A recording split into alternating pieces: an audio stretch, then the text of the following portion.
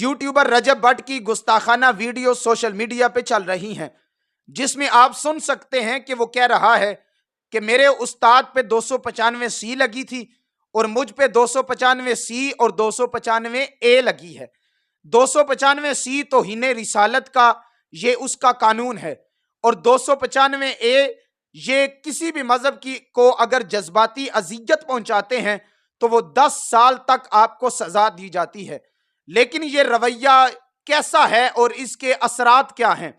जब वो बयान करता है, वीडियोस बनाए, तो वो गोया के इसका मजाक उड़ा के और अपनी परफ्यूम के लॉन्च होने का बता के वो पर इस्लाम सल्लल्लाहु अलैहि वसल्लम के इस कानून से खिलवाड़ कर रहा है।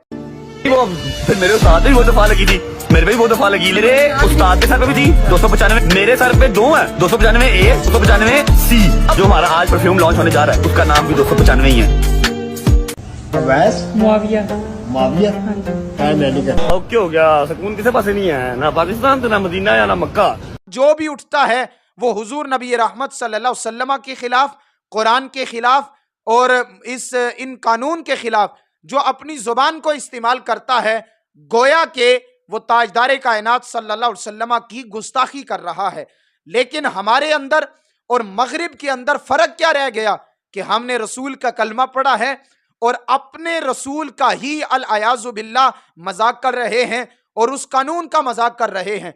कोई एक्टर उठता है, कोई यूट्यूबर उठता है, अपने फॉलोवर्स के लिए, अपने व्यूज के लिए ऐसी नाजेबा गुफ्तगू करता है कि मुसलमानों के जज्बात मजरू हो जाते हैं। मैं तहरीके लब्बैक के दोस्तों का शुक्रिया अदा करता हूं जिन्होंने बर वक्त कार्रवाई की और उस पर प्रेशर डाला कि वो माफी मांगने पे मजबूर हुआ। लेकिन वो माफी की नौबत क्यों आई? हमारे इदारों को एक्शन लेना चाहिए।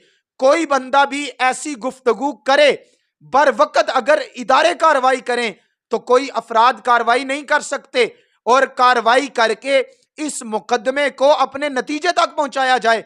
मुकदमे अदालतों में लटके रहते हैं और वहां पे रहते हैं, उसका कोई फैसला नहीं होता, उनकी जमानत हो जाती है, फिर लोग ये एक्शन अपने हाथ से लेते हैं और फिर आप इनके खिलाफ प्रोपेगेंडा करते हैं। तो इसलिए हुजूर नबी रहमत सल्लल्लाहु अलैहि वसल्लम आपके खिलाफ और आपके कवानीन के खिलाफ और कुरान के खिलाफ कोई भी बंदा जुबान दराजी करता है, वो थोड़ी सी गुस्ताखी हो, वो ज्यादा गुस्ताखी हो, वो कोई यूट्यूबर हो, कोई बड़ा हो, लेकिन ये याद रखिए हमने रसूलुल्लाह का कलमा पढ़ा है, हमने पैगंबर इस्लाम का कलमा पढ़ा है। हमारी इज्जतें, हमारी जानें, हमारी औलादें अल्लाह के रसूल सल्लल्लाहु अलैहि वसल्लम के कदमों पे कुर्बान है।